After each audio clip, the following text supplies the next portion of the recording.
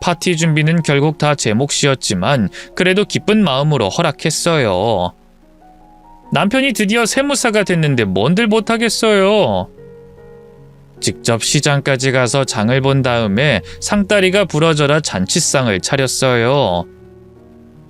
잡채, 불고기, 갈비찜, 거기에 젊은 사람들이 많은 것 같아서 피자에 치킨 같은 것도 잔뜩 시켰죠. 딸은 다행히 그날 하루만 시어머니가 봐주시기로 했네요. 원래는 저도 시댁으로 빠져 있을까 했는데요. 아무래도 옆에서 계속 상 치우고 음식 내오고 할 사람이 있어야 할 것 같더라고요. 남편이 요 몇 년 친하게 지내던 학원 사람들을 한번 봐두는 것도 나쁘지 않을 것 같았고요. 남편 학원 친구들은 점심시간에 딱 맞춰 도착했어요.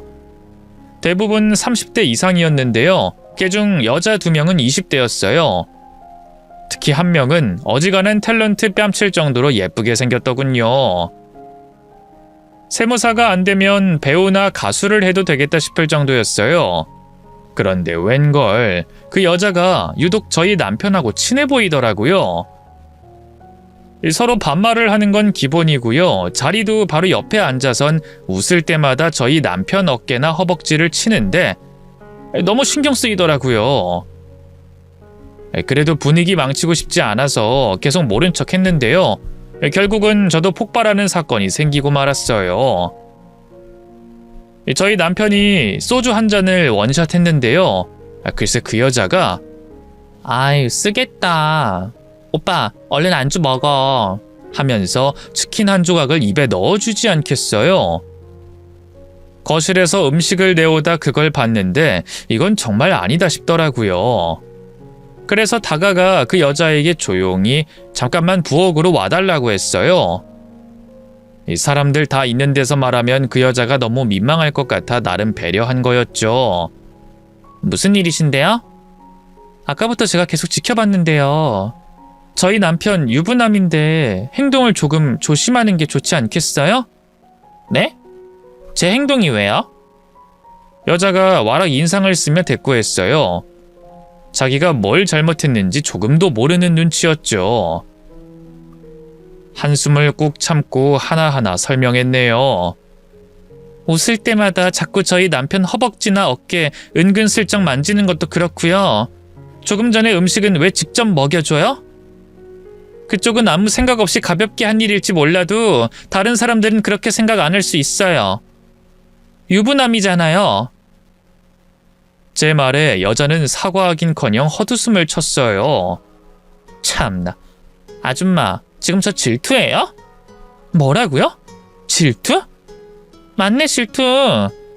괜히 예쁘고 어린 내가 오빠 옆에 있으니까 불안해서 그러는 거잖아요. 추해요, 아줌마. 늙으려면 곱게 늙어요. 그 여자는 도가 넘는 막말로 제 성질을 긁었어요. 뭐라고 한마디 더 해주고 싶었지만 그때 남편 친구들 몇 명이 부엌으로 와서 물을 찾기에 대화가 끊겼죠. 남편 친구들에게 물을 챙겨주고 나니 그 여자는 이미 사라지고 없더라고요. 너무 화가 났는데 여기서 일을 더 키우면 남편 체면도 구겨질 것 같아서 꾹 참았어요. 그냥 사람들 다 가고 나면 남편에게 자초지종을 설명하고 당신도 행동을 좀 조심하라고 얘기할 생각이었죠. 그렇게 남편의 세무사 합격 축하 파티는 자정이 될 무렵까지 이어졌고요. 저는 다음날 또 출근해야 돼서 먼저 인사하고 방으로 들어와 잠을 청했네요. 다시 눈을 떴을 땐 아직 캄캄한 한밤중이었어요. 시계를 보니 겨우 2-3시간 정도 잤을까요? 몸이 너무 피곤하면 오히려 잠을 잘 못 잔다더니 딱 그 짝이더라고요. 문 밖은 조용했어요. 이미 다들 집에 간 것 같았죠. 남편은 거실에서 자는 건가? 방에 남편이 없길래 안방문을 열고 밖으로 나갔는데요. 거실엔 아무도 없었어요. 상 위에 빈 접시와 술병만 가득할 뿐 텅 비어 있었죠. 이 인간이 어딜 간 거야? 남편을 찾아 작은 방으로 자리를 옮기려 했을 때였어요. 갑자기 베란다 쪽에서 인기척이 들리더군요. 별 생각 없이 그쪽으로 몸을 튼 저는 충격에 얼어붙고 말았어요. 글쎄 남편이 웬 여자를 끌어안고 입을 맞추고 있지 않겠어요? 그 여자는 저도 익히 아는 얼굴이었어요. 바로 남편에게 추근덕댄다 느꼈던 20대 그 젊은 애였죠. 왜 그렇게 스스럼 없이 제 남편을 만지나 했더니만 이미 둘이 그렇고 그런 사이였던 거예요. 충격적인 일은 거기서 끝이 아니었어요. 키스를 끝낸 상간녀가 남편에게 마구 제 욕을 하더군요. 그 아줌마 듣던 것보다 더 못생겼더라. 허리에 덕지덕지 붙은 군사라며 주름하며 내 상대가 안 되던데? 당연하지. 내가 불안해할 필요 없다고 했잖아. 진짜지? 진짜 다 불안해할 필요 없는 거지? 그래. 그렇다고 몇 번을 말해. 올해 안에 바로 이혼하고 너한테 갈 거야. 이미 우리 부모님한테 인사까지 드렸으면서 그렇게 불안해? 몰라. 나도 이런 내가 싫어. 그러자 남편이 귀엽다는 듯이 상간녀의 뺨을 쓰다듬었어요. 그러자 상간녀가 또다시 남편의 품에 안기며 뜻모를 얘기를 하더군요. 참, 오빠, 지훈 오빠한테 얼마 줬다고 했지? 1,000만 원? 왜? 너도 컨닝 부탁하게? 이번에 나도 꼭 붙어야 하거든. 부모님한테 얘기해서 어떻게든 돈 마련해 보게. 그래. 1,000만 원에 세무사 자리 사는 거면 완전 이득 보는 장사지. 잘 생각했어. 우리 부모님도 너 세무사 되고 나면 더 좋아하실 거야. 근데 오빠는 돈 1,000만 원을 어떻게 마련한 거야? 공부 오래 해서 모아둔 돈 별로 없었다면서. 부모님이 해주셨어? 얘기해봤는데 돈 없다고 거절당했지. 근데 어머니가 머리가 진짜 좋거든. 와이프한테 아버지 사기당했다고 거짓말치고 돈 받아내자고 해서 그렇게 했어. 그 여자가 직장생활은 꾸준히 해서 1,000만 원 정도 대출이 나오더라고. 뭐야? 그럼 그 아줌마가 해준 거였어? 그 1,000만 원? 이거 와이프는 모르니까 입 조심해. 당연하지. 근데 그 아줌마 진짜 불쌍하다. 바보같이 5년 동안 오빠 뒷바라지하고 돈 1,000만 원 대출까지 해줬는데 이혼당하는 거네? 오빠 좀 나쁜 남자인 듯? 그래서 싫어? 아니, 완전 좋지. 착한 남자는 매력 없어. 두 년놈의 대화를 듣는데 충격으로 두 손이 덜덜 떨렸어요. 남편은 바람을 피운 것도 모자라 저를 상대로 사기까지 친 거였어요. 돈 1,000만 원으로 사람을 사서 부정행위를 할 생각을 하다니 참 간도 크다 싶더군요. 맘 같아선 그대로 베란다 문을 열고 들어가 난리를 치고 싶었어요. 남편과 그 상간녀를 반 죽여놓고 싶었죠. 하지만 그 전에 해야 할 일이 있었어요. 저는 다시 안방으로 들어가 협탁 위에 있던 핸드폰을 챙겼어요. 그리고 다시 밖으로 나와 두 년놈이 나누는 대화를 싹 다 녹음하고요. 진한 스킨십을 하는 사진도 몇 장 찍었죠. 혹시 모를 일을 대비해 증거를 남겨두려고요. 그리고 저는 그대로 베란다 문을 열고 밖으로 나갔어요. 그러자 상간녀와 남편이 귀신이라도 본 것처럼 화들짝 놀라더군요. 뭐야?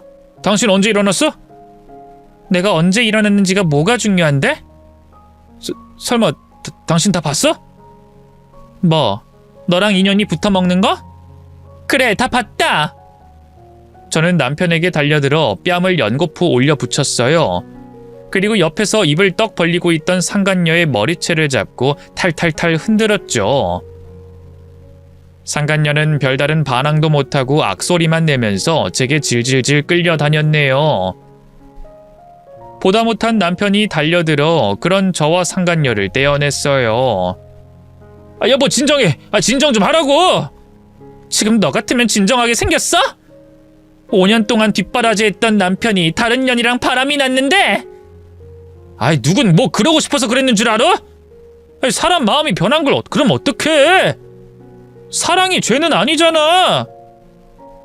남편은 어쩔 줄 몰라 하던 것도 잠시 이내 뻔뻔하게 나왔어요. 미안하다는 말 한마디 하지 않는 남편을 보면서 너무나 기가 막히더군요. 그래서 지금 네가 잘했다는 거야? 잘못했지. 잘못했어.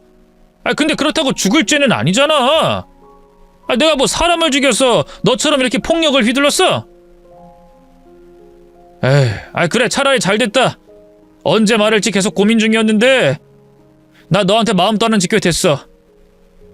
우리가 사실 겉으로만 부부였지 잠자리 안 한 지도 꽤 됐잖아. 그 사이에 난 다른 사랑하는 여자가 생겼고 이제 그만 우리 관계 정리하고 싶어. 조용히 내 뜻대로 이혼만 해주면 슬비 양육권은 너한테 다 넘길게. 이 집도 너 가져. 그동안 나 뒷바라지 해준 값은 쳐줘야 하니까. 혼자 나불나불 떠들어대는 남편을 보고 있자니 정말 억장이 무너지는 기분이었어요. 상간녀는 그런 저를 꼴 좋다는 듯이 뒤에서 비웃고 있더군요. 저는 울컥한 마음에 바락바락 소리를 질렀어요. 이혼 같은 소리 하고 있네. 누구 좋으라고 이혼을 해줘? 난 절대 이혼 못해. 아니야, 안 해. 너도 알지? 유책 배우자는 절대 먼저 이혼 요구 못하는 거. 너 정말 이렇게 나올 거야? 뭐 진흙탕 싸움 한번 해보자는 거야? 그래, 한번 해보자고. 저는 씩씩대면서 그대로 안방으로 들어왔어요. 남편은 당연히 따라 들어오지 않았고요. 상간녀와 함께 그대로 나가버렸는지 현관문이 철컥하고 닫히는 소리가 나더군요. 그제야 참았던 눈물이 쏟아졌어요. 스스로가 너무 비참하고 한심했죠. 다시 잠들어 보려고 노력했지만 당연히 잠은 오지 않았어요. 결국 저는 뜬 눈으로 밤을 지새웠고요. 다음날 멍한 정신으로 회사에 출근했죠. 회사에서 평소처럼 일하다 보니 조금씩 정신이 돌아오더라고요. 남편의 말처럼 진흙탕 싸움을 하고 싶진 않았어요. 딸애를 생각하면 얼른 이혼해주고 저도 새 출발하는 게 맞았죠. 하지만 이대로 그냥 순순히 이혼해주기엔 너무 억울했어요. 지렁이도 밟으면 꿈틀한다는 걸 보여주고 싶었네요. 저는 우선 집안 곳곳을 뒤져 남편의 외도 증거를 모아나갔어요.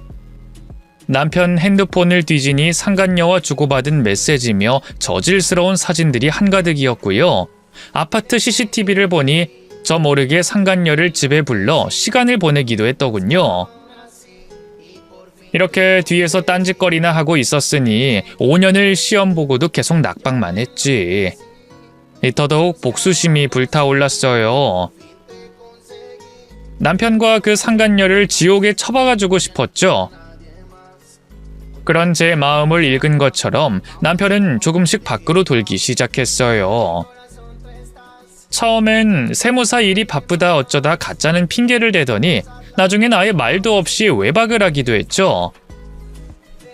낌새를 보아하니 그 상간녀네 집에서 살다시피 하는 것 같았네요. 알고 보니 그 상간녀네 부모가 시골에서 과수원을 크게 하더라고요. 대단한 집은 아니었지만 그래도 저희 친정보다는 돈이 꽤 있었죠. 그래서 남편은 물론이고요. 시부모님까지 그년을 새 며느리로 드릴 준비를 하고 있는 것 같았어요. 제가 남편의 외도 사실을 알게 된 지 한 달쯤 지났을까요? 갑자기 남편이 시가에서 보자고 하더군요. 아마 또 이혼 얘기를 꺼내려는 것 같은데 혼자선 자신이 없으니까 시부모님의 도움을 받으려는 것 같았어요. 딸을 친구에게 부탁한 뒤 저도 시가로 향했네요. 흡사 전쟁터로 나가는 장군같이 비장한 마음이었죠. 시가에 도착하니 세 사람 다 거실에 옹기종기 모여 있었어요. 제가 들어가자 남편은 제 눈도 못 마주치고 시선을 피했네요. 그런 남편을 대신해서 시어머니가 종이 한 장을 내밀었어요. 이혼 소장이었죠. 이게 뭐예요, 어머님? 보면 모르겠니? 이혼 서류잖아. 이혼 절대 못하겠다고 버텨봤자 너만 손해야. 그냥 애 양육권이랑 집 챙길 수 있을 때 챙겨서 이혼해. 너도 아직 젊은데 얼마든지 새 출발할 수 있잖니?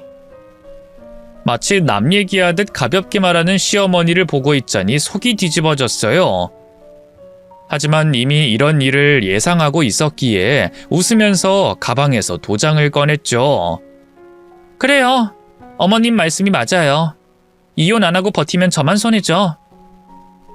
저는 순순히 시어머니가 내민 이혼소장에 도장을 찍었어요. 그러자 남편은 물론 시부모님의 눈이 휘둥그레지더군요. 제가 이혼 못하겠다고 더 버틸 줄 안 모양이죠. 너 갑자기 왜 그래? 며칠 전까지만 해도 이혼 못해주겠다고 버티더니 뭐 잘못 먹었냐? 남편의 말에 열받아서 쏘아봐주니 시어머니가 얼른 그 사이에 끼어들었어요. 아들, 지금 그게 뭐가 중요해? 어차피 이미 이혼 서류에 도장 찍었고 다 끝난 일인데. 이제 신경 쓰지 말고 세무사로 성공할 생각만 해. 아 참, 지영이한테도 이제 이혼할 거라고 얼른 말해주고. 그동안 걔가 얼마나 마음고생이 많았니? 안 그래도 이따 전화하려고요. 그래. 그러면서 그 세무사 사무실 차려주는 것도 한 번 더 확답받고. 걔네 부모도 확실히 약속한 거지? 아이 그럼요. 말했잖아요. 걔네 집 대대로 과수원에서 진짜 돈 많아요. 아무래도 그 상간녀네 집에서 남편 세무사 사무실을 차려주기로 한 것 같더라고요. 한 치 앞도 모르고 그렇게 설레발을 치는 꼴을 보고 있자니 너무 우습더군요. 그런 제 속도 모르고 시어머니가 저를 보면서 손뼉을 쳤어요. 아유, 그럼 그래야지. 드디어 며느리도 우리 집안급에 맞게 바꾸겠구나. 세무사 사위 되려면 그 정도 재력은 있어야지, 안 그래? 제 속을 긁으려는 의도가 뻔히 보이는 말이었어요. 하지만 화가 나긴커녕 웃음만 나오더군요. 그래서 큰 소리로 깔깔대며 웃었더니 시부모님과 남편이 저를 미친 여자 보듯이 보더라고요. 뭐야? 너 왜 갑자기 웃어? 아, 진짜 뭐 잘못 먹었어? 아니 어머님, 아니다. 이제 이혼하니까 어머님도 아닌가?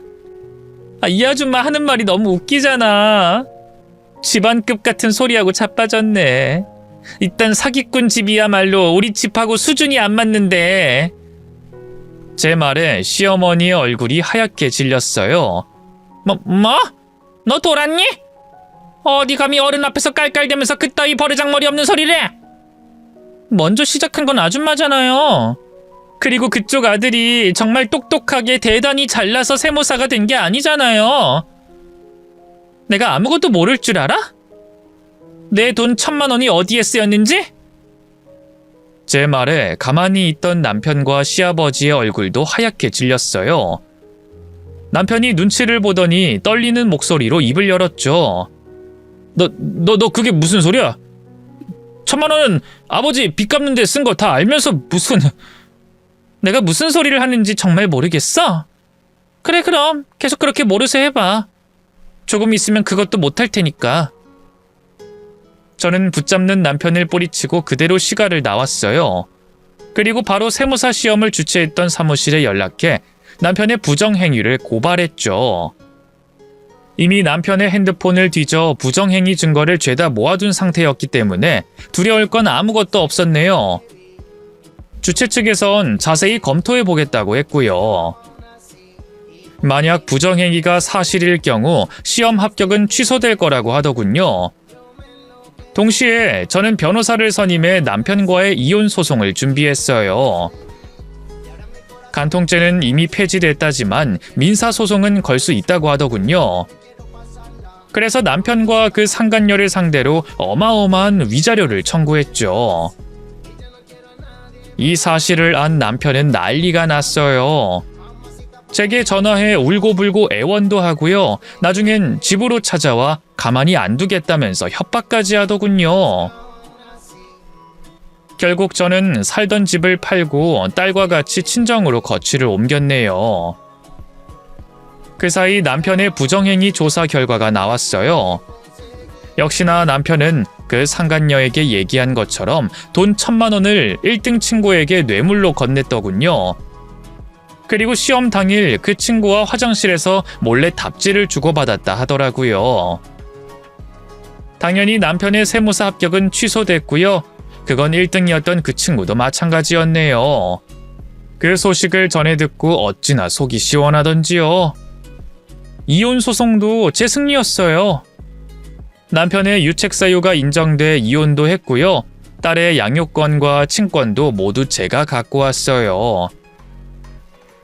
또 전 남편과 상간녀에게서 제법 큰 위자료도 받았답니다.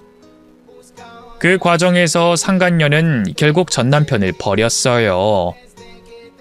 세기의 사랑인 양 남의 가정을 파탄낼 땐 언제고. 전 남편의 세무사 시험 합격이 취소되자마자 바로 돌아섰더군요. 동네에도 학원에도 이미 상간녀라고 소문이 쫙 나버려서요. 도망치듯 집을 빼고 고향으로 내려갔다고 하더군요. 돈은 돈대로 잃고 직장도 잃고 거기다 그 상간녀 아버지가 도박으로 아주 집안 살림을 대차게 말아먹는 바람에 집이 폭삭 망했다나 봐요. 지금은 몇 안 남은 밭대기에서 농사 지은 걸로 세 식구가 먹고 산다 하더군요. 남의 남자 빼앗은 죄를 아주 톡톡히 치른 셈이죠. 그런 상간녀의 말로를 보고 깨달은 게 있던 걸까요? 남편은 뒤늦게 저를 찾아와서 용서를 빌었어요. 자기가 잠깐 미쳤었다는 둥, 저랑 딸애 없이는 못 살게 했다는 둥, 씨알도 안 먹힐 소리를 하더군요. 너무 기가 막혀서 그냥 무시했는데 어찌나 끈질기게 매달리던지요. 여보, 잠깐만, 내 말 좀 들어봐, 제발. 나 슬비 아빠잖아. 우리 슬비 이대로 아빠 없는 애로 키울 셈이야? 그 더러운 입으로 우리 딸 이름 입에 올리지 마. 넌 이제 우리 딸 아빠 아니니까. 그게 어디 당신이 마음대로 정할 수 있는 문제야? 핏줄이라는 게 있는데? 핏줄 같은 소리 하고 있네. 슬비는 당신한테 아무런 정도 없대. 오히려 나 괴롭히기만 해서 싫대. 그러니까 더 추근덕거리지 말고 꺼져. 안 그럼 경찰 부를 거니까. 그래도 남편은 끈질기게 저희 모녀 곁을 맴돌았어요. 결국 저는 고민 끝에 한 가지 묘수를 냈네요. 바로 저희 회사 상사한테 애인 대행을 해달라고 부탁한 거였죠. 그 상사가 전직 유도 선수 출신이라 덩치도 우락부락하고 생긴 것도 무섭게 생겼거든요. 남편은 강약약강의 전형답게 상사가 조금 겁박하자 바로 꼬리를 내리고 도망갔네요. 참 마지막까지도 추하지 않나요? 저는 전 남편이 좀 더 망한 인생을 살길 바랬는데요. 그래도 인과응보라는 게 있긴 한가 봐요. 겹지인에게 들으니 아직도 미련을 못 버리고 세무사 시험을 준비하고 있다 하대요. 벌써 50을 바라보는 나이인데 붙을 턱이 있나요? 허송세월만 하고 있는 거죠. 아마 평생 그렇게 가망성 없는 시험에만 매달리다 죽지 않을까 싶어요. 시부모님은 시부모님대로 그런 전 남편을 뒷바라지하느라 죽을 맛인가 봐요. 이미 가지고 있던 재산은 다 팔아치운 지 오래고요. 시어머니가 식모살이를 하면서 근근히 먹고 살고 있다 하더군요. 시아버지는 몇 년 전에 풍으로 쓰러지는 바람에 거동도 못하고 있다 하고요. 안타까운 마음이 들긴커녕 쌤통이라는 생각만 든다면 제가 너무 못된 걸까요? 물론 한때 가족이었던 만큼 씁쓸한 마음이 드는 것도 사실인데요. 이젠 남보다도 못한 사이가 된 만큼 더는 신경 쓰지 않으려고 합니다. 반면 저는 누구보다 행복하게 잘 살고 있어요. 지금은 다니던 회사를 그만두고 제 사업을 하고 있는데요. 억소리 날 만큼 큰 매출을 올리는 건 아니지만 그래도 1년에 어지간한 대기업 직장인 연봉만큼은 벌고 있어요. 또 좋은 남자를 만나 재혼도 했답니다. 전 남편에게 워낙 크게 대여서 다신 새로운 사랑을 못할 줄 알았는데 사람으로 받은 상처는 역시 사람으로 치유해야 하더라고요. 지금 남편은 등산 동호회에서 만난 사람인데요. 변호사라 돈도 잘 벌고 전 남편과 달리 성실해요. 무엇보다 저를 많이 사랑해 준답니다. 딸 애도 얼마나 아껴주는지 몰라요. 재혼 후 사실 아이 갖기를 많이 망설였는데 딸애가 먼저 동생이 갖고 싶다고 얘기도 했고요. 또 남편도 아닌 척하지만 은근히 둘째를 바라는 것 같더라고요. 그래서 몇 년 전에 남편과의 사이에서 떡두꺼비 같은 아들도 하나 낳았어요. 다행히 남편은 아들과 딸애를 차별 없이 골고루 사랑해주고 있고요. 딸애도 동생을 얼마나 예뻐하는지 몰라요. 우리 네 가족 앞으로도 이렇게 쭉 행복하고 건강했으면 합니다.